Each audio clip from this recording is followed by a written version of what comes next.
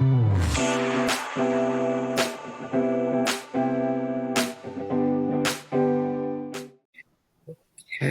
so all righty, all right. Good afternoon. Good afternoon. Well, evening.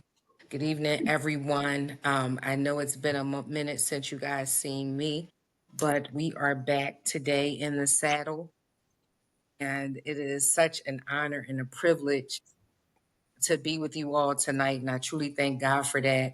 I'm also truly, truly thankful for just the gift and the talent that we have in the room.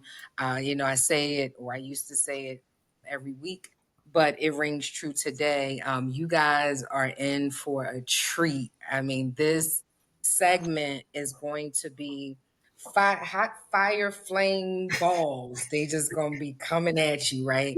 And so I would take the time now to go get the pen, go get the piece of paper you need, the notebook, be prepared to take notes. And we're taking notes so that we can execute after we hear what will be presented tonight. We say you get some points for showing up, but you get manifestation from implementing what you heard, right? And executing on the education that you received. And so this is our Monday evening mastermind, and we have a different format tonight. And I'm excited about that as well. Anytime we're able to really deliver value and substance, it's just truly a blessing. And in this day and time, y'all, it is really, really important that you don't just hear words and or get tired of hearing certain topics, that you really, really perceive, receive, and then have application behind it, because the days call for it. The sons of Issachar, they were able to discern the times and they knew exactly what to do. And so here we want to be able to discern the times and know exactly what to do. But faith comes by hearing, and hearing comes by the word of God. Business and real estate investing success comes from hearing, and hearing from the men and women of God, right? And so these are principles that we take and we want to apply tonight. So without further ado, I want to be able, well, I'm supposed to give some announcements. So don't forget that we have our wholesaler boot camp coming up. It is May 3rd. And as a collective member, you get a discount. You should have also received an affiliate link. So feel free to share it out. So who is the boot camp for? As you guys know, as real estate investors, we should always, always prioritize liquidity, have our cash on hand and our reserves. You want to be able to make a move whenever there's times, whenever it's warranted, right? And so even right now, where it looks like things are turbulent, it's really a great time for investors. And here's why.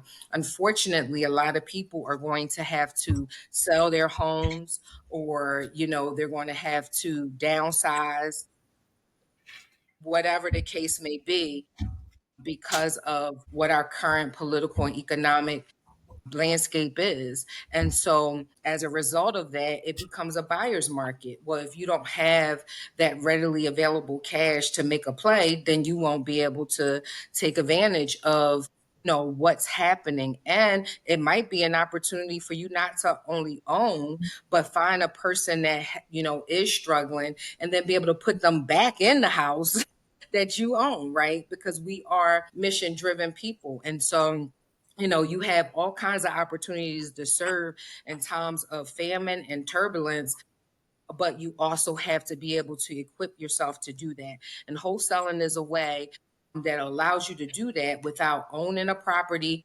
without having to exert any cash or little to no cash, or exert your credit, right, or use your credit. You could be leveraging your credit for other things, but not only do you not have to do that, you're able to get some cash flow as a result of not having to do all of the other things. It's also for someone who, is new to real estate investing. They're like, oh, I don't know where to start. I don't know, I don't have a lot of money. I don't know a lot. All of the things that people think they need to get into the space. Well, this is a very low barrier. It has a very low barrier to entry, based on what I mentioned to you. And then the person who wants to have a wholesaling business, you can be in real estate investing and never own any properties, right? There, that is a thing, but you can, real estate, I call it like invest like a boss and be in other markets doing it. And the blessing is, you guys know I teach that class, you can build while you serve. So you're building your cash cow, but you're also serving in the marketplace. You're helping to solve people's problems, right? People who have probates, and someone died and they're not interested in managing a home. They don't know the first thing about it, right? And they don't want to pay any taxes, and oftentimes they may live in another state than where the property is, and that's just not their focus. Or what about somebody's going through a divorce and now they have to get rid of this house because it's a part of the solution? Well, you get to take part in that. Or someone who's overwhelmed with tax liens and burdened by that, you get to come in and help with that. Someone who has a dated home, you got grandmoms out there who unfortunately they don't have a lot of family members or responsible family members, so they left with homes that are in terrible conditions, roofs leaking, the heater hasn't been serviced in 25 years, right? Well, that person is a person that is sitting waiting for someone to answer and solve this problem for them. So you get to not only build, right, build your portfolio and invest in other things, but you get to solve somebody's problems and help them with that, right? So the wholesaling real estate is just one of, I call it, it's like a layup in this investing space, and it should always be a part of the investor's portfolio. This space is designed to help you build business, to start business and scale it, right? But how do we help you? Don't you got to let us know, what are your 30-day goals? What do you need to accomplish it? And just all the other perks that are available to you. You have complimentary 30-minute strategy calls to help you along the way. So just don't sit on the sideline waiting to have things dished out to you. Be active, get involved. This is your life, your quality of life, your family's lives, and your communities, right? We're going to be pulling some resources together and investing in larger projects, but you have to get ready for that. So, we have credit people coming. They're in the community to help you do that. Tap in. There are all types of training modules and inside of the community. Tap into that. We have designed this Legacy and Wealth Builders Collective to be a one-stop shop for all of your business needs, all of your real estate investing needs as a business, and then a place where you can not just talk about creating legacy and generational wealth, but you can actually do that and thrive. We're going to bring our guest to the stage. I affectionately call him Mr. Rob, but that's limited. He is a giant business. I'm a read. I'm gonna stay focused. I'm a read, and then I'm gonna deviate a little bit because I know there'll be something that doesn't really speak to the heart of who he is and all he is. First, he's a man of God, and that's just something to be said in and of itself. All right, so Mr. Robert Holland. Robert Holland is a dynamic business strategist, award-winning insurance expert, and one of America's top alternative retirement specialists. With over 3 decades of entrepreneurial experience, Robert is on a mission to empower families and business owners with the real secrets of money, proving that financial security, multi-million dollar businesses, and generational wealth are not just possible but achievable. And I can say that, some people, you be like, Harpo, who is that person they talking about? But this is really what he lives, right? He lives it. It's demonstrated and exemplified in his family, his children. And so these aren't just words on the page, and I think that's worth noting.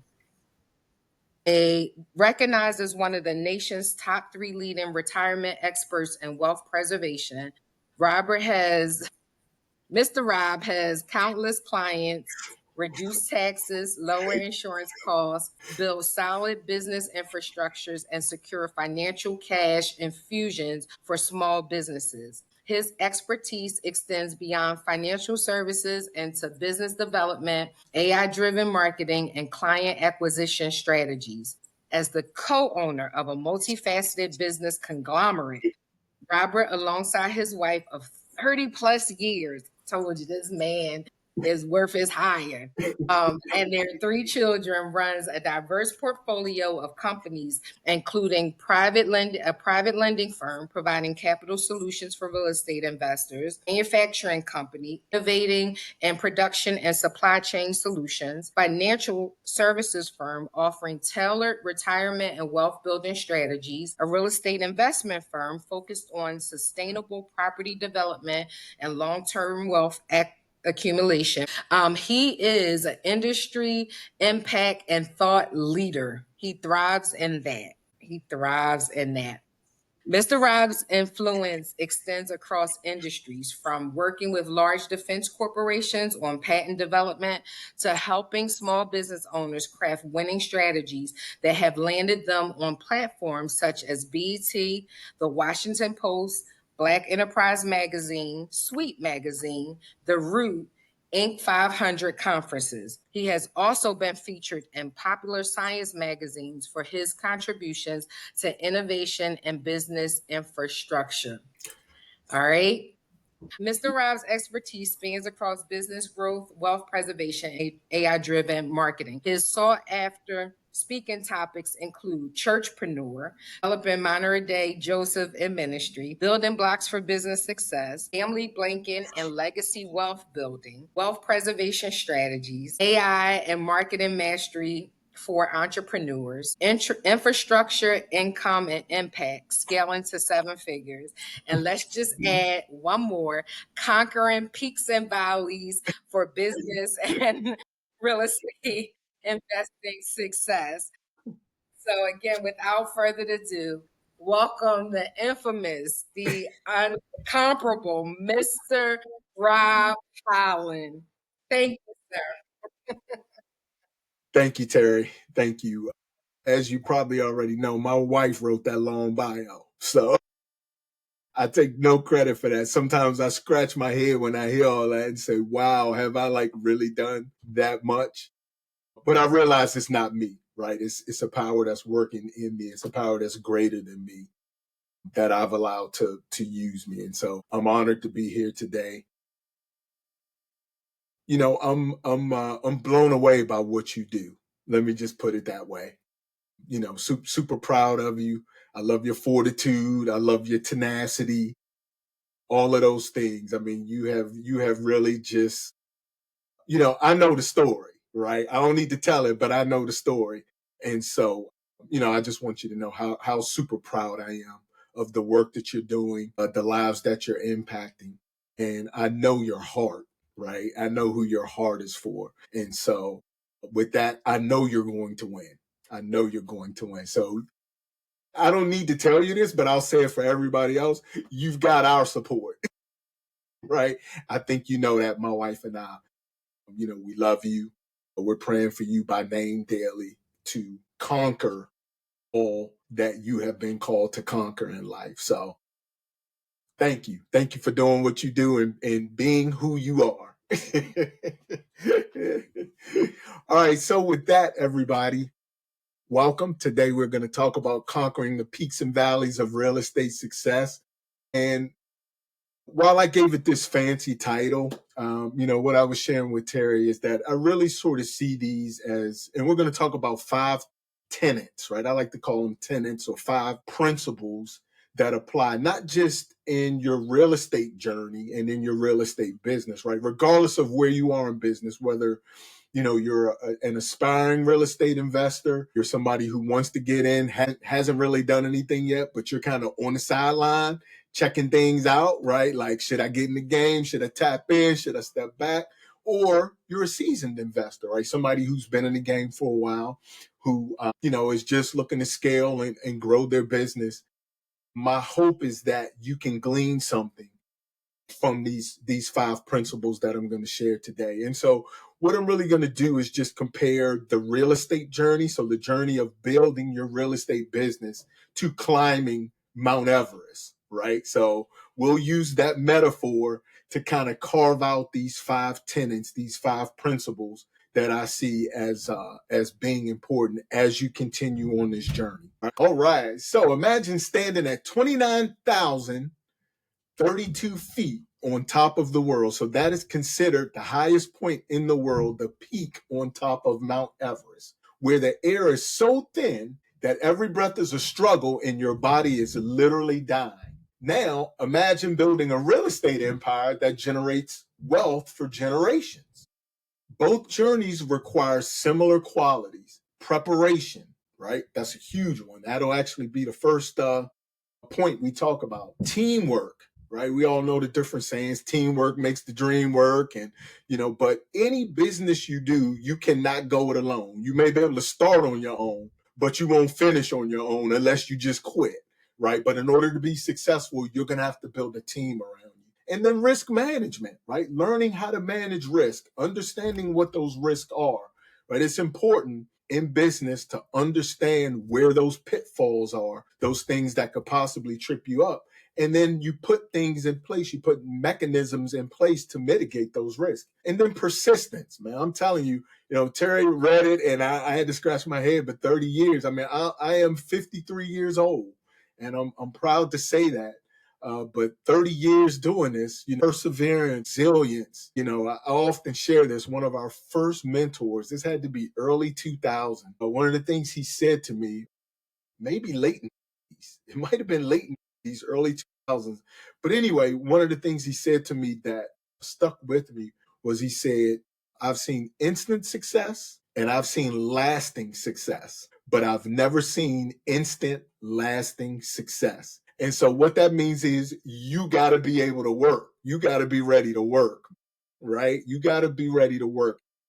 We have a generation that's grown up on the microwave. We have a generation that's grown up on, getting everything quick. I'm from that generation where when you wanted to heat food up, you went and put that oven on 350 and you got that pan out and you shoved that thing in the oven and you gave it like 10 or 15 minutes, right? Now we want the 30 to 45 seconds. And if it don't happen in 30 or 45 seconds, we ready to quit and move on to the next thing, right? So perseverance is so important. Persistence, right? Being able to, I hate to use the word pivot because it's overused, but being able to adapt and adjust based on markets, right? Especially as it relates to real estate, right? That's one of the clues to be successful in real estate is to understand the market you're in and then be able to work a principle that works in that market, right? Because not every principle works in every market. So, or every strategy works in every market. So you got to make sure you can discern the time that you're in and be able to execute strategies that will allow you to be successful. So moving on. The next slide. So conquering the peaks and valleys of real estate. What if I told you the journey to Everest is nearly identical to your real estate and business journey? So not just real estate, but any sort of business journey. So let's take a look at preparation time. So as it relates to climbing Mount Everest, there is 6 to 12 months worth of training for anybody who desires to climb Mount Everest. Anybody who desires to climb Mount Everest will endure at a minimum 6 to 12 months training plus logs. So that logs is logistics, right? You got to be able to get to the site. You got to be able to move all your stuff to the site, everything you're going to need to be able to summit Everest. It's going to take you at a minimum 6 to 12 months. Real estate investing, okay? 3 to 12 months worth of learning.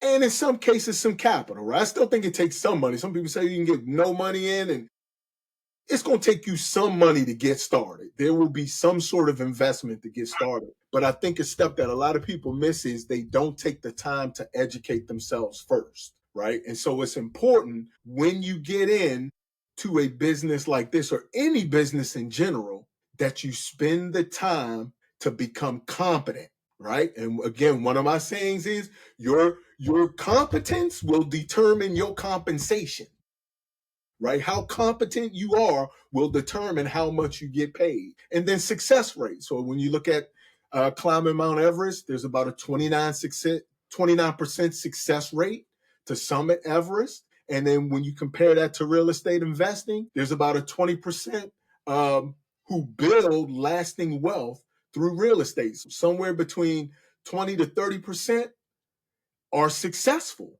Okay. But I think the big thing to look at as it relates to real estate investing is that most fail in those first 3 years. And why is that important? That's the time when you need a coach the most. What happens is people will sit in a presentation, they hear somebody say, oh, well, you can make $50,000 if you just do this today. And people go, okay. And they, in some cases, they'll spend the money to get a coach, but won't do the work. Right. And then when it doesn't work, they're ready to write it off. Well, it doesn't work. No, it works. It works for those who work it. Right. So you need to be able to commit to 3 to 12 months worth of learning. Right. Like I said in point number 1 with preparation time, if you want to be successful in those first 3 years, those challenges are going to come. You'll run through capital quick if you aren't ready as well. And now let's take a look at fatality rate. So over 300 deaths since 1922 from people who've tried to summit Mount Everest. And then, obviously as it relates to real estate investing, we don't want to talk about fatalities, right? But there's a lot of financial loss and there's a lot of burnout in real estate investing because, again, people have to, you need to be able to discern the market that you're in when you get in the game, right? If you're new and aspiring and you're getting in the game, you have to know what market you're stepping into. It's like walking into a basketball arena. If I'm a basketball player, I don't just show up, and I'm not NBA, NCAA, probably not even AAU. I don't even have abilities to play at that level, right? But if I step into an NBA arena in the fourth quarter going, put me in the game, coach, they're going to look at me like, dude, you don't have knowledge, know-how, or a jump shot. Go sit down, right? So I'm saying all this to say we got to make sure that we have the knowledge and the understanding so that we can avoid those financial losses and the burnout because it is common. And then a support team. So as it relates to Mount Everest, they have what are called Sherpas, and we'll talk about them a little bit more. Some people may be familiar with that terminology. They also have guides, and then they have people who deal with logistics, people to carry stuff, set up tents, that sort of thing. And then as it relates to real estate investing, we have mentors. Now, I put that number 1 for a reason, right? That is number 1 for a reason because it all starts with a mentor, right? You'll hear me reference lessons and things and sayings that I've learned. And that's because I have had multiple, I can't even count anymore, mentors in my life. So it's important that you connect yourself with somebody who is where you want to go. Yes, it all starts with the mentor, Hannah. Yes, great point, right? Which is why I love the fact that you guys are connected with Terri, right? Beautiful mentor, very knowledgeable. She's doing the business and she can show you how to do the business. And then we have agents, vendors, PAs. Obviously, there are other people who fall on that team as well, contractors, title companies, right? And so on and so on. All right, so moving on. Just some facts about Mount Everest for anybody who's interested in climbing. Again, that elevation, 29,032 feet. Right at about 26,000 is what they consider the death zone. Okay, so from 26,000 feet on up to 29,000 feet is the death zone. That's where most people of those 300 people die in that death zone. And then there are over 4,000 people who have summited. So they've climbed to the top and made their way back down, right? So it's very doable, but you'll also find that there's training involved. There's certain steps that are involved that you need in order to be successful. Same thing ties to your real estate investing business. So lesson number 1, I cannot overstate this, right? I really cannot overstate this. Prepare relentlessly before the climb. And not just as it relates to Everest, but in your real estate business. I'm sure your community is made up of a lot of women. So I'm about to use an analogy that's related to basketball and men, but I think it's one that people will appreciate. When you talk about preparing relentlessly, as a child, one of my favorite basketball players was Larry Bird. Probably top 10 greatest players of all time. But what Larry Bird would do before every game, whether he was home or away, he would go and dribble the basketball on every spot of the floor before the game. Now, he played half of his games in Boston Garden, right? The other half he played on the road. But every game he played in Boston Garden, he would dribble the ball before every game on every spot on the floor. That is preparing relentlessly before you go and execute what it is you've called to do, right? So I can't stress that enough. Prepare relentlessly, okay? So summit success rates have doubled over the last 30 years. And why is that? That's because people have gotten more educated, right? When somebody loses, right, they don't look at it as a loss, even though when we compare it to Everest, it might be a loss of life, right? But a loss, typically there's a lesson tied to that loss, right? So what's happening now is people are getting more educated about climbing Mount Everest. So now there are a lot more people successfully climbing. So 60% of climbing failures are due to inadequate preparation. So people believe, well, hey, I've climbed a couple of shorter mountains and, Everest shouldn't be that difficult, so I can do it. No, you still need to spend the time to invest to prepare. All right. So how does that relate to our real estate investment education? Do your due diligence, right? That's in any business that you do. Due diligence is vitally important. I didn't mean to skip over number one, which is get your education, right? Take the time to get the education, learn the strategies, shadow somebody on a first deal, right? Do all those things so that when it's time for you to go, you are now prepared, okay? Financial prep.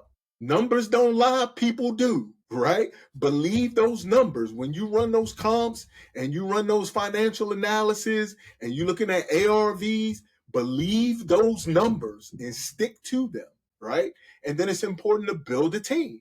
So marketing research is your oxygen tank. Without it, your investment will suffocate. And this is why it's important to have a great team, right? Have strong agents on your side. Financial prep is your climbing gear. Inadequate financing is like climbing without the proper gear, okay? Education and mentorship are your guides. Again, I can't overstress it. And if you think education is expensive, try ignorance, right? I can't tell you how much money people have lost because they did not take time to educate themselves, right? And one of the things that I think has allowed my wife and I to really cross multiple industries and be successful is because we are very good at doing our research, right? We're going to go learn an industry. We're going to find a person who does it the best, and we're going to go hire that person, pay for a mentorship, right? We're going to pay for a mentorship. We're going to learn from them. We're going to watch them do it. And then we're going to go out and execute. So again, lesson number one, there's a reason why it's number one, because it's that important. Prepare relentlessly before the climb. All right. And you don't rise to the level of your ambition. This is a writer downer. You don't rise to the level of your ambition. You fall to the level of your preparation, right? Because you will, again, how many people have sat in on a presentation and you are just on fire, you itching like, yes, I'm ready to do this thing. This person told me if I pay them $197, I'm going to be able to get everything I need to be able to build my real estate business. And you already see yourself, right, as a real estate mogul owning multiple multifamilies and you done blown up, but you did not take the time to prepare. So your ambition may be, 500 doors, but you're going to fall to the level of your preparation, which may only be one door. All right. So again, don't slack on the preparation. And I will say this too. I consider myself, I'll be a lifelong learner, right? I'm 53 and I never feel like I know enough. Right? We should be lifelong learners. And the reason why I say that is because technology is changing so fast, right? I think about when I grew up, It was the rabbit ears. For those of you who don't know what I'm talking about, the rabbit ears were the antennas that sat on top of the TV before you had cable and you were getting the over the air signal, right? And now you can literally watch TV on a mobile device, right? Look at how we've evolved. And so the same thing happens in industry, in business, right? Things evolve. And when you remove yourself, you become ignorant. Ignorance is just a lack of knowledge. So I would just encourage you to be a lifelong student, always be in a position to learn.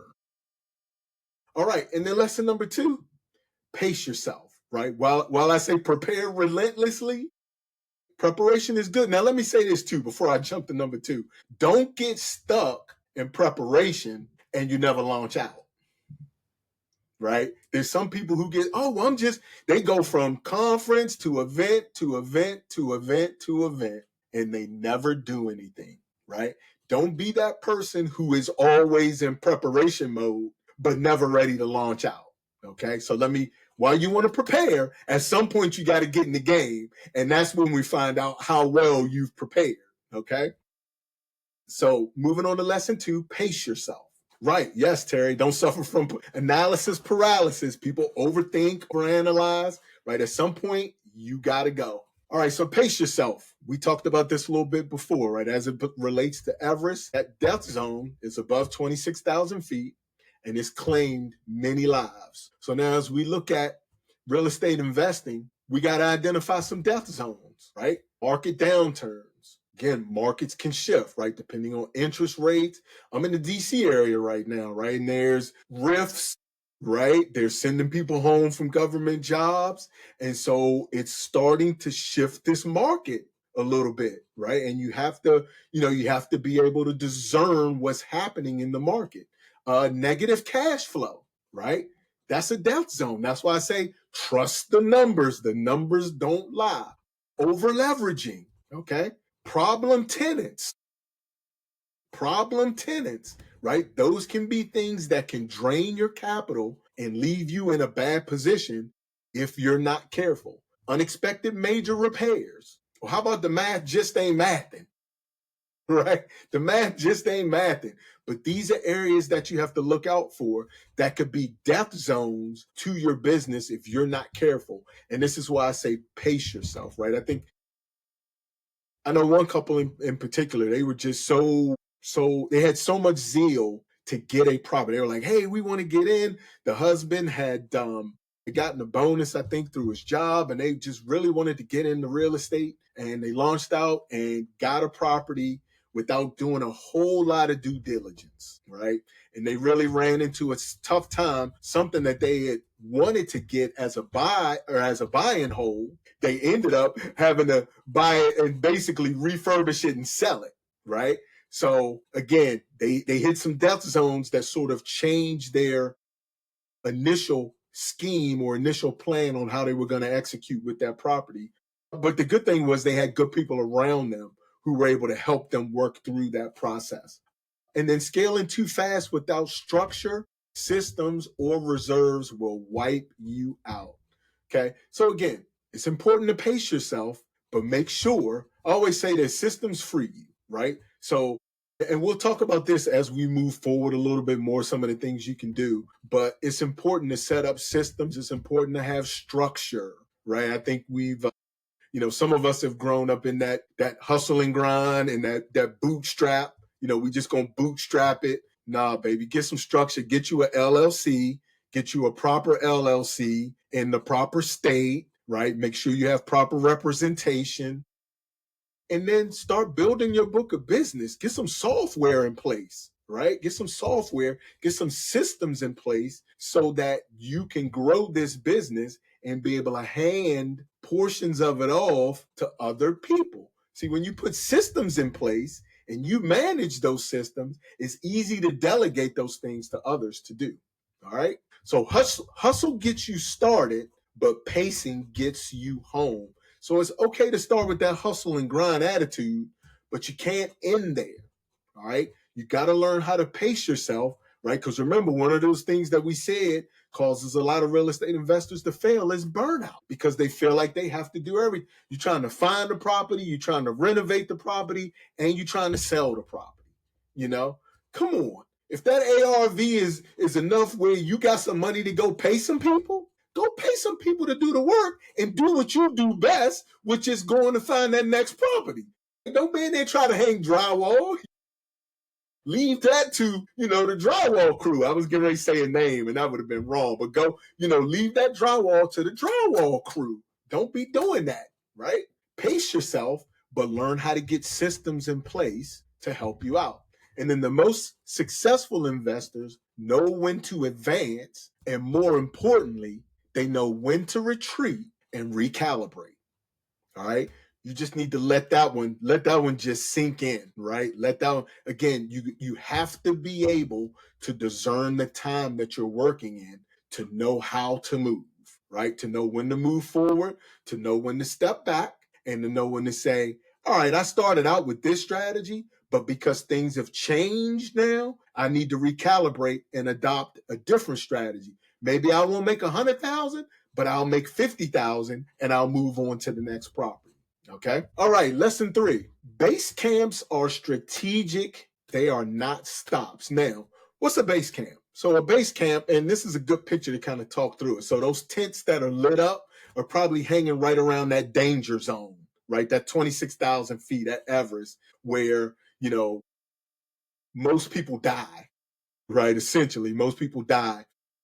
But that's what base camp is where they stop. Base camps are strategic, not stops. Base camps are places where they stop. Climbers will spend several weeks here to adapt to the altitude. Okay. So now this is important. Base camps are not just resting spots. They are mission critical for survival and strategy. In climbing, going down to base camp after progress is not failure, it's wisdom. Okay. So sometimes it's okay to take a step back, because that one step back will keep you from avoiding burnout, right? That one step back will keep you from falling into something that is more difficult for you to get out of had you not just taken one step back. All right. What base camp does is it allows the body to adjust to lower oxygen levels before ascending higher, allow you to coordinate and communicate, analyze routes, timing, and conditions to determine your next move. So, what are we talking about here? Progress isn't always a straight climb. It's a strategic ascent, okay? And what do I mean by this? In business, I don't think we take enough time not just to dream, but to also strategize, right? We have goals that we want to meet, and we have, we're constantly, well, I want to buy 3 properties this year. I want to buy 5 properties this year. It's important to always take the time to strategize as you grow, okay? Because remember now, we're getting close to that death zone. And sometimes it's good to take a break, let your body adjust to being at a higher altitude, okay? Get the right people in the room, mentors, coaches, leaders, right? Let them help you assess your situation before you take that next ascent. And why is that important? Because they've already reached that pinnacle, right? They know what it takes. So at the point where you're at base camp, you want to get those people in the room who can help you climb that last 3,000 feet. Now, 29,000 is the peak. 26,000 is the death zone. So you're at a point where you can't touch that summit, but you can really see that summit. It becomes a whole lot clearer when you're 3,000 feet shy of it versus 29,000 feet. And I think what happens is a lot of people get anxious and they just want to go, when really it's time to stop, strategize, and plan so that ascent is comfortable for you and you are able to, and we're going to talk about this more, right? The summit is not, or the goal is not to just make it to the top, but the goal is to get back down, right? And so we'll see some of that as we move forward, but I can't drive this point home enough, right? Base camp is an intentional pause to ensure sustainable success before scaling higher. And I'll say it again because they've been important for me, important for my wife and I, right?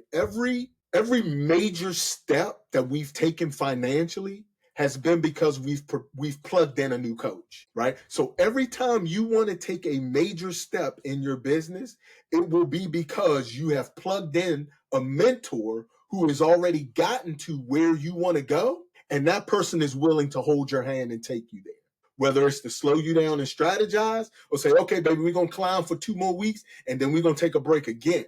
But it's important to have those people who have reached that summit, have them in your corner because they know how to operate at the higher altitudes. All right, so strategic camps and real estate investing. After your first deal, and these are tidbits you can take with you, right? Really, you should do this after every deal, but really after your first deal, review what went right and what went wrong, and be honest, right? If you made mistakes, be critical of yourself, right?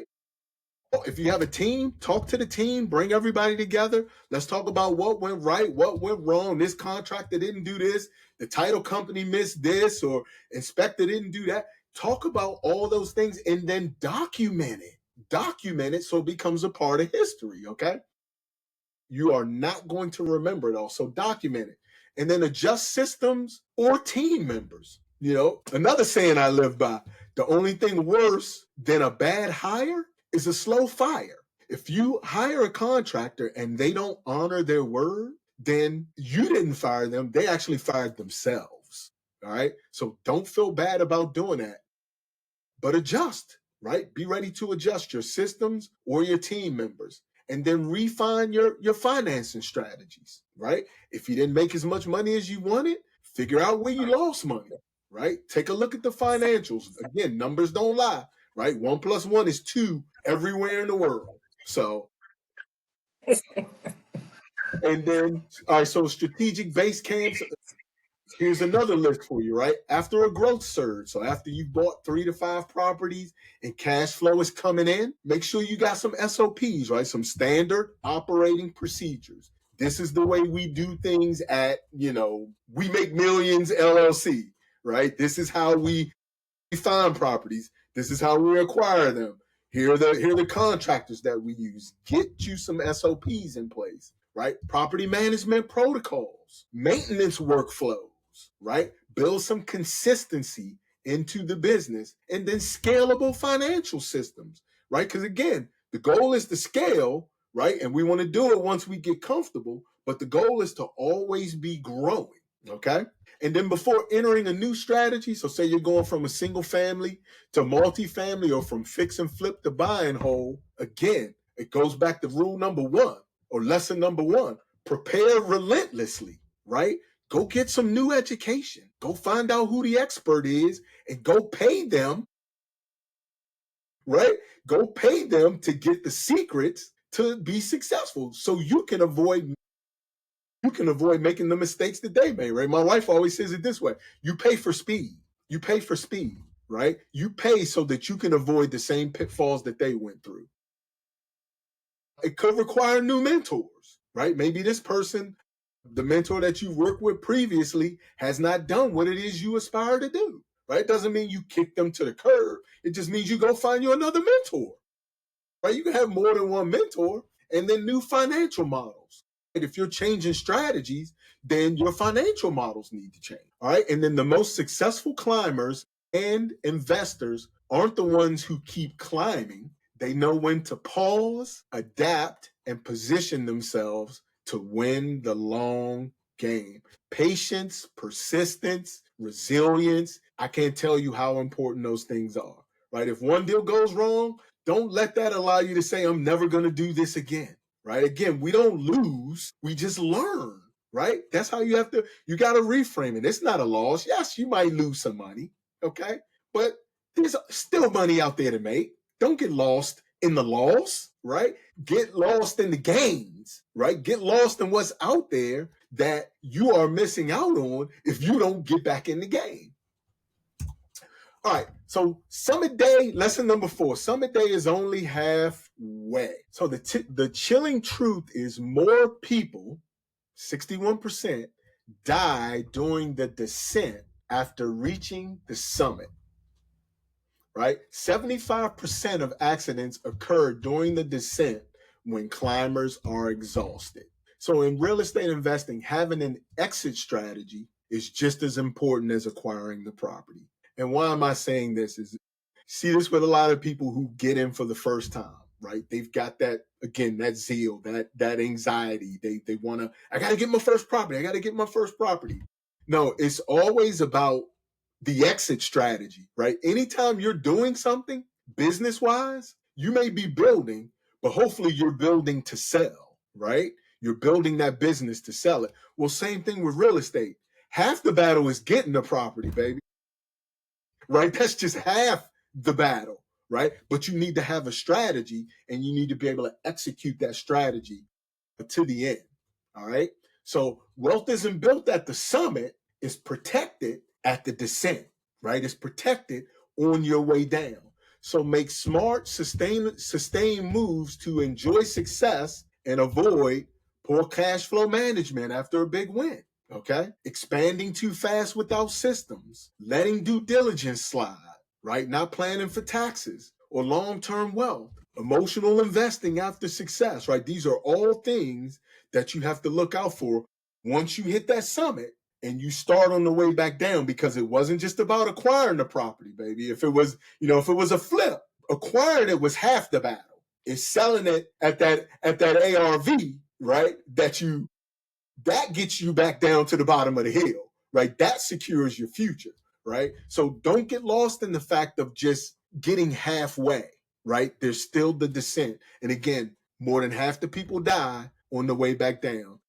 How many people? I'm sure everybody on here probably knows somebody who bought a property and then something happened and that property never got finished, right? I'll go back to I think it was the 80s. My dad bought a house on Capitol Hill for like $30,000 in DC. Hired a contractor. My dad basically gave him half the money up front. The guy took the money, ran, never came back. My dad sold that house for pennies on the dollar. He made it to the summit, but he didn't make it back down. Do you know my dad never invested in real estate after that? Outside of personal real estate, never invested after that. So it's important during the descent. And then the last bullet there, I think is important because, God just kind of spoke that one through me as I was doing this. He said, think about the descent. You're headed back down the mountain and your back is turned. So don't allow things that happen behind your back to run you over. Watch those avalanches. Right, so it's important. Keep your head on the swivel, right? That's all I can tell you. Keep your head on, or have some folks around you who can watch behind your back. But during that descent, it's important that you watch your back. Your legacy isn't built on a single peak experience, but on your ability to secure gains and prepare for the next summit. Okay. So again, the summit is you purchase that property and it's a fix and flip, right? You complete your journey when you sell. And then you prepare for your next summit. I'm climbing Everest again. All right. So that's what it's about. So lesson number 5, you don't climb alone. So now I shared, I use AI to create these. And I just told, I think I was using chat. I also have, I forget what the other one is, but I don't use it that much. It's a paid subscription that does the graphics. But anyway, this was Chat GPT. So I said, hey, Chat, just give me a model. I want a Sherpa and a guide next to each other in the graphic. And I'm sure I said more than that, right? But that was the gist of it. And this was what it created. And I thought it was very telling, the difference between the two, okay? So let me give you a little bit of history on Sherpas. Sherpas are people who are actually born in that region, right? So they are born adjusted to the altitude, okay? And not just that, but just look at the picture, right?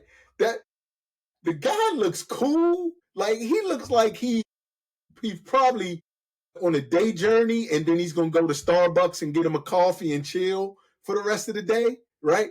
That Sherpa, that dude looks like he is ready for business. I mean, to me, the biggest thing that stuck out is he has a hat on his head. So that tells me He is ready for the environment that he's operating in, right? He's got ropes. I tell you another thing that stood out on this. He has a walking stick. He has support. He understands the importance of having that support. All right. But Sherpa, local expert and high altitude support specialist, whereas you have a guide where guides are important. They're really strategic leaders and safety decision makers. So lesson number 5, you don't climb alone. No one summits Everest alone. Even the most experienced climbers rely on a team. And this ties so much into real estate investing, right? You have to build a network, right? I'm sure everybody on here has heard this before. Your network determines your net worth, right? The people you put yourself around can give you access to things that you will not find on your own. And what you'll find is that most people who are operating in environments like that, people who network, they're looking for other people to tie themselves to so that network can get larger. Okay. So it's important. Agents, property managers, contractors, attorneys, accountants, as many people as you can put yourself around, right? And not just because you go and friend them on Facebook, right? That's not what I'm talking about, or Instagram, or no, go see them face to face. Go where they are. Meet them in a room, right? People who love they will. The last event I was at with Terri, one of the guys who spoke, he came off the stage. We started talking. I was telling him about Black wealth, and he gave me 2 manufacturers that are stateside. And we didn't talk any more than 3 minutes. 3 minutes. He gave me his business card and he gave me 2 connections, just like that. But because I was in the room and I was willing to talk, I got some great information. All right. So find and vet experienced professionals who have summited before. Find and vet. Find and vet. Find and vet. Why am I saying that? My saying is only give a bad referral once, right? So if I refer somebody and they don't take care of you, I'm never referring that person again. But I think it's important that you do your own due diligence on somebody before you hire them, right? Whether it's a contractor, agent, whoever it is, have a series of questions. I'm telling you now, y'all, with AI, you don't have to try to figure out what questions to ask. You can go right in the chat and say, I'm interviewing a real estate agent today. I'm a real estate investor. What are the top 10 questions I need to ask this agent? And chat will spit out questions for you. So there's no reason why you should not be able to vet all these professionals that you're working with. Trust the reference, but trust and verify that source before you use it. And then it gets expensive. We talked about this. It gets expensive trying to do everything yourself, right? You can't do it, especially as the business grows. That is not sustainable. And then you got to know the difference between a guide and a Sherpa. Some people you hire, they'll be guides, right? They'll be guides. They'll be able to tell you, about the experience. Hey, this is what you need to do. They can point you in the right direction, but they weren't necessarily born to do this. And they might not be doing this on a daily basis. All right. Big difference between the two. No one summits Everest alone, and no one builds a real estate empire without a strong support team. Okay. Got to have a team around you if you want to build. And that's in business, right? If you remove real estate from that, that's in business in general. If you're trying to build a business, you cannot do everything on your own, right? Go get you a team that you trust. And again, don't be slow to fire, right? I'm not saying be a tyrant, but don't be slow to fire. If somebody's not delivering, there are people out here who will take your money to do things, and they will provide great service. All right, so Sherpa versus guide. Know who's on your team. Again, the Sherpa, they're an ethnic group who's native to the Himalayas, right, which is where Everest is. They're experts in high altitude support and logistics. They carry gear, they fix ropes, they prop routes. They have the psychological edge from living at that altitude. Again, I'll sum it up by saying they were born to do what they do. They were born already adjusted to the altitude, so they understand the ascent. The guide, he's professionally trained. All right, he or she, professionally trained leader. They're going to provide strategy and pacing and risk management. Right, they're going to help you make safety decisions, and then they're often certified. right? So they've checked all the boxes, they've prepared, but they were not born in that altitude. Okay. In business, a Sherpa is required and a guide is highly recommended. I'm not trying to put the guy down. There are places we talked about stopping at base camp and having a team around you to help you strategize.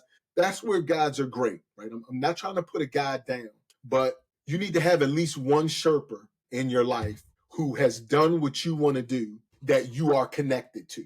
And then if you want to go get guides who can help you, then great. But you need to connect yourself to at least one Sherpa. And I'll share a quick story that has nothing to do with business at all. Terri knows this, and some of you on here may know it, but my wife was diagnosed with breast cancer a few years ago. And, we often talk about it, and I was reflecting back, and I just told her, we started our mindfulness journey in 2018, 2019. And had we not started that journey when we did, I don't know that we would have been prepared for that diagnosis that she received.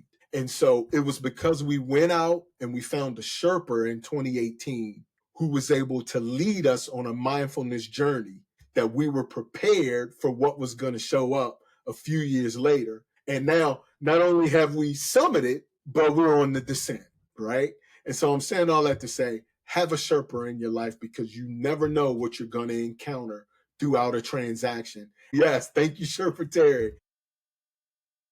Not only are they born in that altitude, but they know how to survive and help you survive in that altitude. All right, and then so last slide here. What's your Everest? Right? That's for everybody to think about. What are you climbing for? Right? Why are you building your real estate business? What's your why? For LaShawn and I, when we started, it was to give our kids something different. We wanted to give them something better, something that we didn't have. Right. And we've been able to do that. Not only have they grown up in this, but they're also entrepreneurs themselves. Right. And I'm proud of that. But it was because we showed them something different. So what are you climbing for? Do you want to buy back your time? Are you trying to leave a legacy? Right. There's so many things that drive people, but I would say for me, it was our why has shifted a little. At first, it was our family. And now I think it's leaving an impact, right? Our why now is we want to leave an impact. We want lives to be changed the same way our life has been changed, right? We just want to be Sherpas to help other people be able to survive at that altitude. And so with that, that's it. Hopefully y'all got something from these 5 principles. And, as it relates to real estate or business in general, I hope you got something out of these 5 principles because again, like Terri said, when she read that bio, this is like 30 years kind of boiled down into 5 points, but it's 5 points that we stick to today, right? Still today in building businesses, building multiple businesses, we stick to these 5 principles in everything that we do. So, Terri, thank you for the time. I really enjoyed it. Thank you, Mr. Rob. Listen, I'm over here. I don't know if you saw me. I was throwing my shoe at you. I was throwing my remote at you, everything that I could possibly throw. And I pray that, I wanted to jump in and say, say it louder for the people in the back or the people who might be asleep. But I didn't want to stop the flow because the anointing was super thick and heavy. And it is the anointing that destroys the yoke. So I hope you guys felt that transfer. And I hope that it was just um, more than words you were hearing. And Terri, I'll say this. I think, what happens in this day and age is we got so much technology at our fingertips, right? Between, again, chat and Gemini and Claude and Perplexity and Manus and DeepSeek. And there's so much out there that a lot of times people try to look for that new shiny thing. And one of the things that I'm learning in business is that you got to get back to first principles, right? You got to get back to the basics in business. Yes, it's okay to adopt the tools. I'm not saying don't use the technology that's out there, but at the core, at the foundation of what you do, we got to get back to first principles when it comes to building business. Because it's not that difficult, but I think a lot of people launch out with bad information or just the zeal, right? The Bible says zeal with no knowledge. I think that's a lot of times the excitement, the anxiety launches them out, but they just haven't taken the time to learn. So again, I hope these 5 basic principles were good for you because they've been tenets for the House of Holland. Yeah, and I think it is something to be said for people who are successful. They don't deviate too far with dangling objects. They pretty much stick to the basics, and with that, I believe that's exactly how they're able to duplicate their efforts over and over again. They're able to scale. They're able to keep more versus expending more because they're following the new and shiny thing. One, because you got to take time to learn that stuff, right? Absolutely. Why not? And then even some of that stuff, if you ever listen to it, it has undertones of some fundamental foundational stuff, right? So yeah, while nuanced is great, while you want to, get with some of the technological advances, but we're laying this foundation and we're calling it built to last, which Yeah. allows you to lay a foundation that cannot be removed. So when, the winds and the waves happen, the way that, our community is built is to keep you propped up and thriving no matter what comes, right? Now, you can get funky and add your little twist to it, but you should not deviate from what we are providing here. And the reason why, this stuff may be boring to most people, but if you're going to be successful, you hear different, you experience different, you take in information from a whole different point of view. You're not trying to rush through this. In fact, we have somebody engaging in the chat so that you can hear these things and you can revisit them, right? Just in case you missed it. That's strategically designed because, our attention deficits, they say, is longer than a few seconds, right? And so none of us should believe that we can hear anything one or two times and think that we just got it. How many of us have heard similar presentations and then you hear it again and you're like, how did I miss that? One, because oftentimes we're not in the Yeah. we're trying to understand this stuff in real time, so you have to spend time with it, you have to nurture it, and I thank God for these who have not counted robbery to continue to pour into me, even when it may have been things that they've already told me, but they understand the importance of redundancy when it comes to certain things. And so, Mr. Rob, I thank you. We have a few questions because now we want to make it more personable, right? Although you riddled that throughout your presentation. And that's great because y'all know on my talk show, it's like we talk to real people about real challenges and solutions and real estate investing because, textbook can only get you but so far. I went through the academy and they taught us, many of you know I have a law enforcement background, and I went through the academy and they taught us how to strike people on the right, strike people on the left. Listen, when it came time to rumble, I wasn't remembering where to strike and how to strike and go under and to the left. No, I was fighting for my life. And so I was striking wherever I needed to strike. Amen. Amen.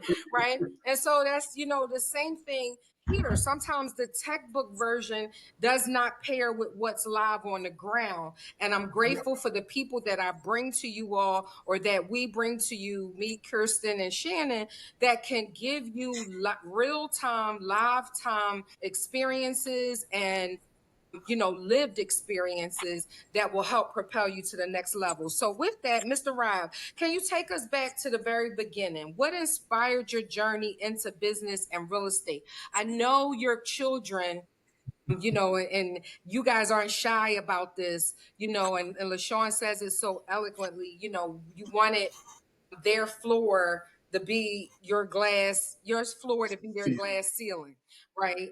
And so we understand that. Was there anything else that motivated you? And the reason why, because we're trying to drive home that vision makes the decision, right? Yep. That's another thing that I get from my mentor and coach. And it's true. And it's how I teach all of my clients. You got to have a vision so Yep. that all of your activities are has a job, right? Is Yep. answering that vision. So while that was you all's main reason, was there anything else that inspired the journey into business and real estate? Wow. So I would say only thing different from what you've already said that LaShawn has said many times in the past is, I think we had, not I think, I know we had a promise from God. It was spoken to us several times that we were to go do business. And we keep that word that was spoken over us posted. And that was from quite a while ago.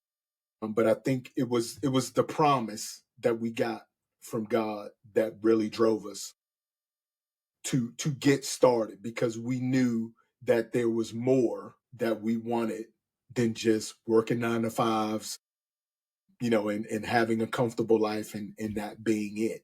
We had a promise from God, and we knew that in order to capture that promise, we were going to have to use our faith and move.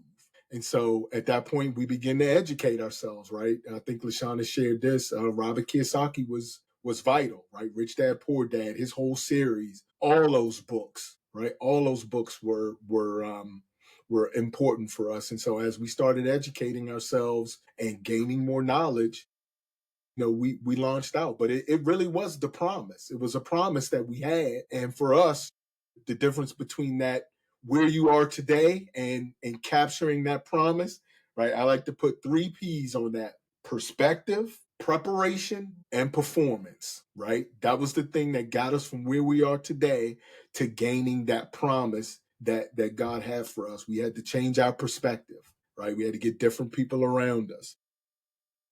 We had to prepare, right? Again, that was tenet number one. But, we had to prepare. Constant education. Again, I don't need, LaShaw's probably done the math. I can't tell you how much we spent in books, masterminds, Sherpas. I can't tell you.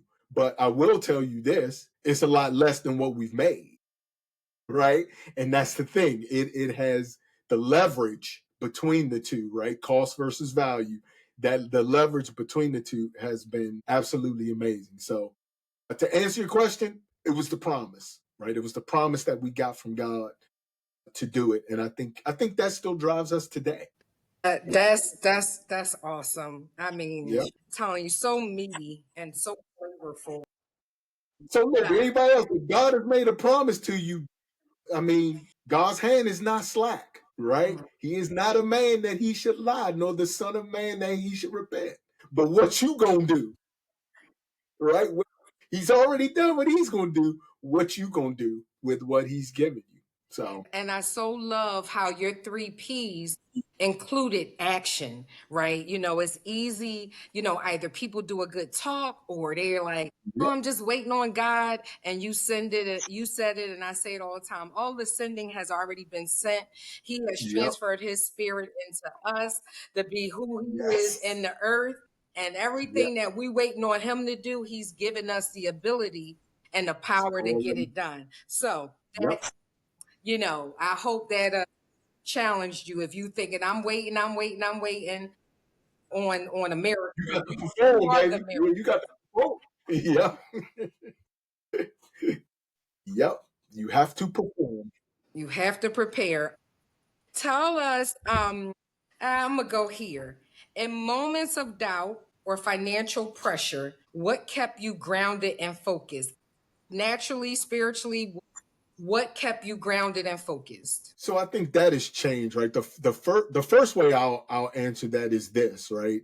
There's going to be a little bit of redundancy here, but I think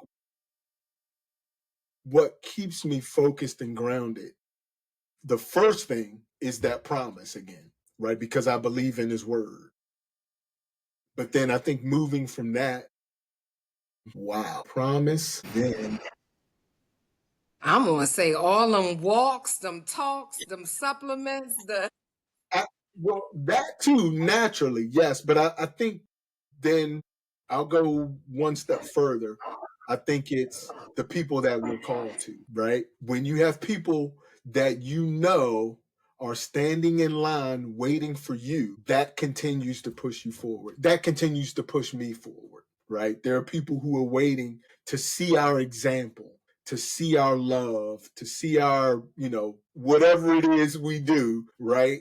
That is what pushes me. That is what keeps me focused, is to be an example to others that there is hope, there is possibility. So I think when it really gets tough, right? So after I done rode the bike and grounded and walked and worked out and punched the heavy bag, after I've done all those things, it is the people that we're called to that drives me when it gets difficult. You're welcome, Mo. That sealed the deal. That sealed the deal. That was good. That was real good. All right, tell us about one or two mistakes you made earlier in your career that turned out to be powerful lessons. One or two mistakes. So I will say at least one. We made this one. I mean, we've made a lot of mistakes. I will tell you this: I don't spend a lot of time focusing on mistakes, and I've tried to get a lot better at it. Right, almost like they say in football or in sports, you got to have short term memory. But I would say some mistakes that have probably bitten us in the past is probably, so with back when the kids started a business, we were not very confident in our pricing structure. So what we did with our kids, when our kids were 12, 11, and 8, they built an icy business. And it was just on a whim. Y'all probably know the story, but my kids encountered somebody selling ices at a summer camp. They really loved them. My wife was giving them money every day. And then my kids had this plan to do it themselves. And so we really, while we went out and we prepared, right? Maybe not relentlessly, but we prepared, but we couldn't find a whole lot of information on pricing structure. And so a mistake that we made was we went low. We went very low with pricing. It probably for the first few months, it hurt us. But once we sat down to do the numbers, figure out what we had. And the thing is, we were buying authentic product from Hawaii. So we were buying this was a shaved ice business. We're buying authentic product from Hawaii and we were selling it cheap. So I would say that was a mistake that we made. And when we realized that we were actually at an event and there was another icy business there and we were lowering our price to try to beat them. And we realized we had a better product, so we jacked our price up to our price that we stayed for quite a while, and we made a lot of money that day. So one of the things that we learned from that is do the due diligence to figure out what it cost, and then have confidence in your product or service that you deliver, that when you put a price tag on it, it's worth it. Feel like I know we ain't at church, but he that have an ear, let him hear what the Spirit of the Lord is saying. That's just to me. And, just full transparency has been a difficult week for me. And I like feel it too. I feel it too. And so, you know, but when you're able to get around life sustaining people and Absolutely. words, like words have power. And again, if we're not in, sometimes we, especially women, we overemphasize multitasking as being admirable. But what Yeah. it hinders us from doing is staying in the moment. But when we're present, and when we're really tapped in, you can get so much from just one conversation. And while there's a lot of technical things that Mr. Rob is delivering tonight, there is a lot of spiritual and natural things that are coming through like a bulldozer. And I don't know if just because of where I've been this past week, and or just this is what you do, and I've been privy to it. But I thank God that even though I've been in rooms with you and I've been able to glean from you all personally, I'm glad it just I never get so familiar with it that I can't really hear it. And you are causing me to live tonight on so many fronts. And so before I start crying, I just want to say thank you for that. And I'm going to go on to the next question because I feel it coming. What is your approach to staying profitable during hard times? So I think the biggest thing is, so you know LaShawn and I, right? First of all, is multiple revenue rivers, right? That's the first thing. So we have our hand in multiple things. But I think, it is this to me is when base camp is important, right? This is when base camp's important, right? And base camp is not a stop, but it's an opportunity to adjust. So when things shift, so our business shifted a lot when LaShawn got diagnosed with breast cancer, right? Our business, like, we took a major hit. But one of the things I know is that I have a promise from God, right? I go back to that promise. And so it is when things get difficult, when things shift, to me, that is the time when it's time to strategize. It's time to put yourself in a place to be able to hear from God, right? If you're a believer, I'm assuming everybody's believers, put yourself in a place to hear from God and be able to strategize. It is not a time to tuck your tail. It is not a time, oh, well, it's tough. God said, I've never seen the righteous forsaken or a seed begging bread. If you're his righteous, then he's never seen you forsaken. God is not running out of ideas, right? So put yourself in a place. I put myself in a place. We put ourselves in a place where we can hear from God and we begin to strategize, right? And you move on to whatever that next thing is. But for us, it's multiple revenue rivers, right? So we because we have our hands in multiple things, it's just, okay, well, we'll focus on this. We see this adjusting and maybe it's time to step out or try a different strategy and we'll go to this, right? But we've had sort of a complete shift in our business and it was a result of life, right? It just, life was lifing. But one of the things I do know is that there's greater on the other side of whatever that challenge is, right? That thing that causes you the stress, there's greater on the other side of that. So that's where I go into strategy mode. It's time to get the Sherpers and the guys together. It's time to talk. Let's strategize. Let's figure out what the next move is, and let's put ourselves in a place to be able to hear from God, so that when God speaks that thing, we're able to execute. That's the resiliency of an entrepreneur, right? If you've been doing this for any amount of time, markets have shifted and you've had to change your strategy, right? If you ain't had to change your strategy, I'm going to go out on a limb and say you really are an entrepreneur yet, right? Excuse me, unless you've had something happen to interrupt your business, you aren't really an entrepreneur yet, right? If you haven't dealt with like 2008, when the market shifted, if you haven't gone through things like that before, you ain't really checked the entrepreneur box yet. So if you haven't, get ready. But I'm telling you how to get ready for it, which is be ready to strategize, be ready to be in a place to hear from God and have people around you, right? Have the Sherpers, have the guides around you who can help you strategize to make that next move. Spend more time thinking, less time talking, less time reading, spend more time thinking. Um, he can't. I don't care what they try to do because you know that these people are going to, one of the things that we want transformative results, right? And we want people to be able to go from where they are today to a different place tomorrow. Yep. And there's no way you can sit up under this teaching and not be able to receive that. And we know that there are forces that are always at work trying to hinder that change, wants us to stay stuck. Yep. And so but we'll always fight back and we'll always win because this ain't a defensive fight, this is an offensive fight. Amen.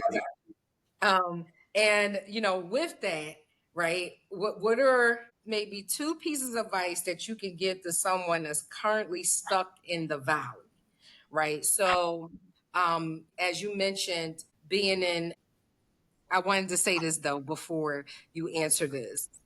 You know, here, if you look at the rudiments of this community, one of the things is that we allow you to have complimentary strategy calls, Okay. right? Because, right, like things are ever changing and no one needs to go it alone. And so, if you're not taking advantage of those, you have three coaches here. You have myself, you have Kirsten, and Mm, you have Sharon. You should schedule those calls, right? And so, to Mr. Rob's point, so that you're not only thinking, the only one thinking to yourself and answering, right? Because we know that can be sometimes, dangerous, but you're thinking and you're thinking with other people that, can help you during that time. One of the things that you said as well is, position yourself to hear from God. You may be thinking, I'm struggling to hear from God. Again, this is why you have a team, and you don't have just any team, which have been echoed throughout this presentation tonight. But you have people that can hear from God, because here there are times, where I can't hear from God. I have to call somebody to hear from Him, right? Or I don't necessarily feel like I'm in a place to go read the Word and understand it, or recall, let Holy Spirit bring some things back to my remembrance. But you're in a community is what I really want to drive home. And even though those things that they'll still happen, or you're susceptible to things happening because it's called life. You get an opportunity to let it be short lived. You get an opportunity for the cost factor to not be as intense. You get the opportunity to, think from a different way, and let your not get lost in the losses, as Mr. Rob said, but you get lost in the gains, because now we're gain focused, right? And I love what you said. When you have mistakes, let it be short term memory. right. Like, I'm taking that. I'm taking that to the bank. Like, that's really good.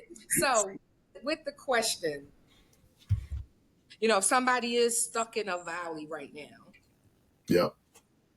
and I know you said so much, but again, maybe they didn't hear it. If they stuck in a valley of just business, or trying to get their real estate investment efforts off the ground, or trying to figure out, how to bring in those multiple streams of income, or maybe they're dealing with family and friends who, every time they take a step forward, somebody is kind of bringing them backwards.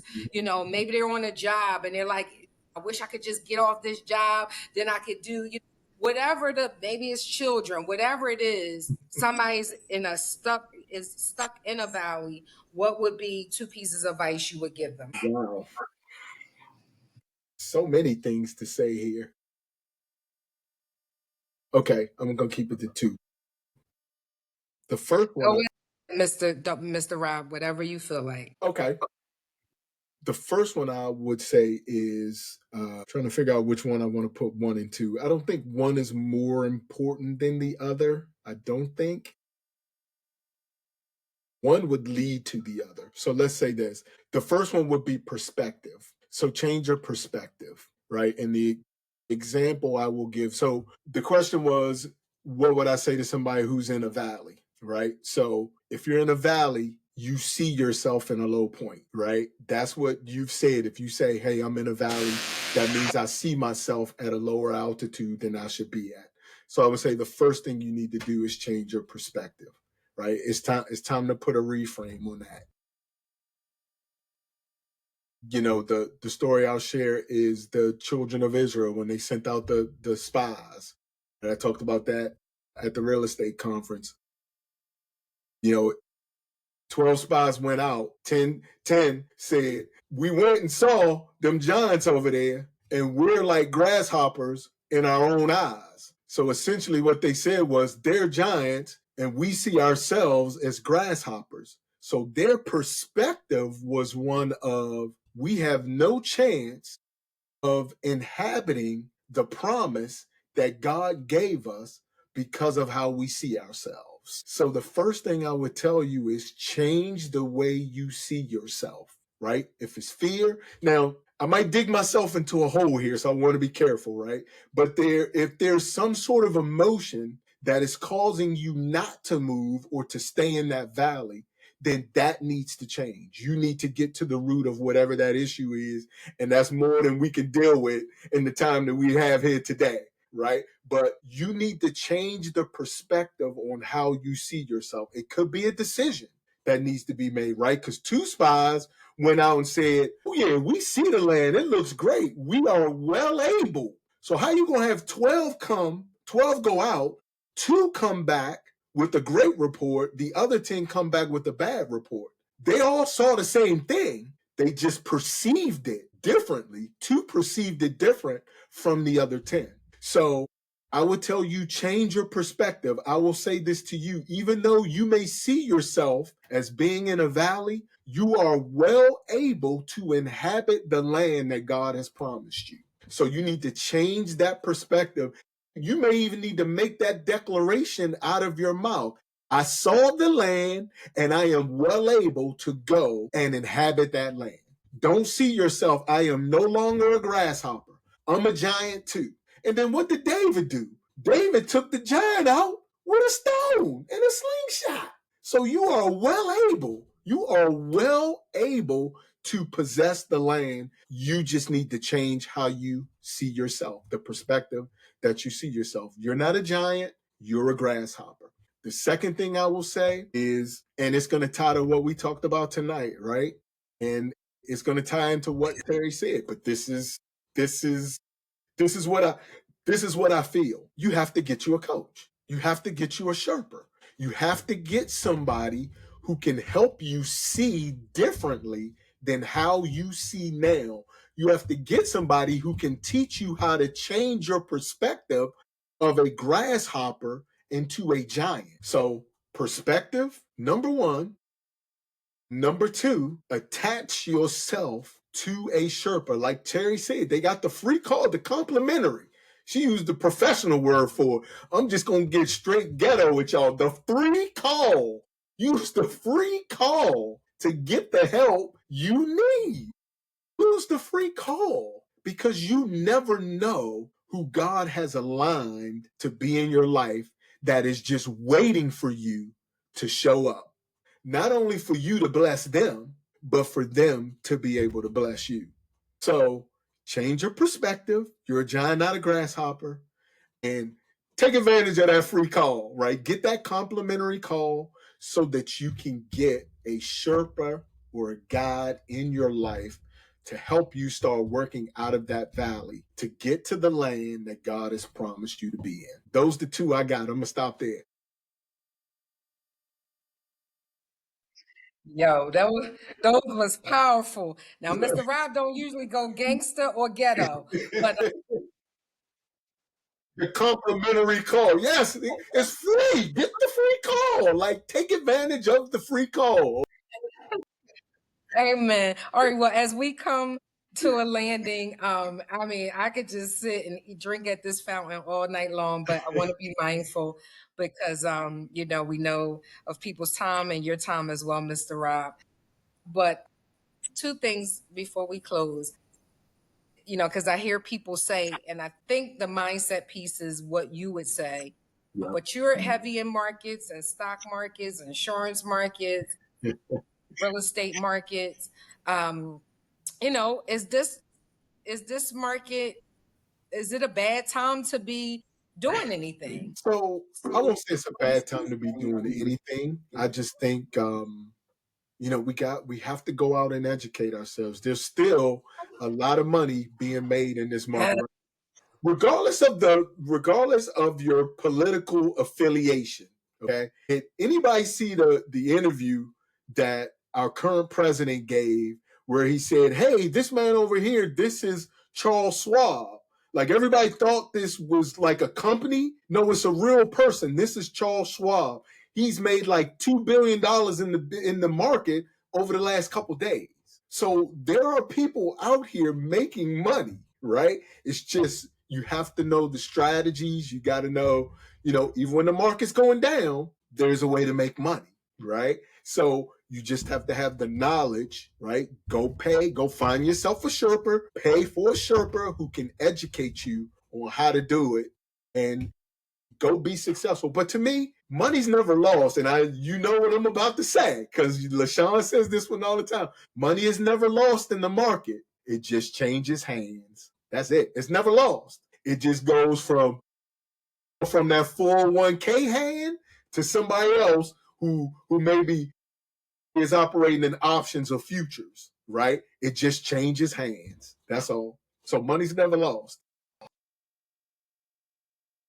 Money is never lost. It just Yep. changes hands. And why not let it change your hands? People say, I love being a landlord, right? And one of the reasons is because when the cost of living goes up in the world, it goes up for us too. So That's right. while there are some guidelines and laws, governing laws of states, housing laws on how much of an increase you can impose, it's still a fact that when it goes up for everybody else, Yep. it goes up for us as landlords. We're able Yep. to increase our rent. And you might say, oh, well, they're already struggling. Yeah, but the point is, right, they have their challenges, but we also have benefits, That's right? right. And there is a ton of things available, et cetera, et cetera. And if you vet the right tenants, that even when things change, there are tenants who are responsible enough who's Yep. hearing the same thing. They have multiple streams of income. They won't miss a beat, and That's right. they're able to pay you. Now, if you get in a certain kind of tenant, then yeah, you might feel like, oh, I can't go up on my rent. Yeah, well, that's a whole nother conversation and for another day. Yep. But right, you vet properly, they ain't gonna have no issues That's right. That's right. paying you that Right. extra bucks. As we wrap, can you just and you get the final word with anything that you want to say, and if you can just leave our community with one quote that you live by, and anything else that you want to say as final words. Wow. Well, first of all, thank you. I enjoyed our time together as always. I mean, I always enjoy the time that we get to spend with you. So, you know, it has been great. My prayer is that God increase your impact even more and that it continue to grow. Like I said in the opening, you know, super, super proud of you because I know the story. And also because I've spent time with you, I know your heart. And so I love the work that you're doing. My prayer is that the impact increase that much more with the lives that you're changing and the community that you are building. I love what you're doing. I love the work you're doing with women in particular. So, keep it up. Like I said, the Hollands love you. We got your back always. I love the platform that you're building. Thank you for allowing me to spend the time here. One parting word. Wow. I mean, so many things I live by. I don't know. This is a simple one, right? God first, people always, right? It's for me is God is first in my life, and I want to make sure. And LaShawn has been talking a lot about this, right? This is so important for us. We want the impact that we make to be felt for generations. And that's not just with our family, but that's with the network that we build, right? And so God first, people always, love, right? I hate to sound like Diddy, love, light, peace, that's really where I am. I'm in a position of love. I want to see everybody succeed. I want to see everybody master life and mindfulness and, be able to conquer and all that God has called us to be without all the crap that tries to get in the way, right? Without all the resistance that tries to keep us from being, who we're called to be. So God first, people always, love, thank you, continue to work. We will always be here to support in whatever capacity we can do it. And thank you. Thank you very much.